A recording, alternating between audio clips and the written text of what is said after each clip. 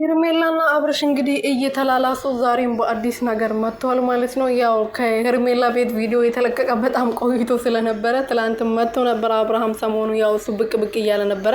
ውሽሚቱ ደግሞ የለችም ነበረ። ዛሬ ደግሞ ይዘዋት መጥተዋል ማለት ነው። ሰላም ሰላም ቤተሰብ እንዴት ናችሁ? ደህና ናችሁ? እኔ ያለው ፈጣሪ የተመሰገነም። በያላችሁበት ሰላማችሁ ብዝት ትረፍርፍ ይበልልኝ። የኔ ውድና ወርቅ እንቁ የሆናችሁ ቤተሰቦቼ እንዴት ነው የሚያረጋት እኮ ገና አዲስ ሙሽራ ነው የሚያጫውታት ማለት ነው። ገና ምንም ያልተነካች ገጠር ሙሽራ ነው የሚያጫውታት ማለት ነው።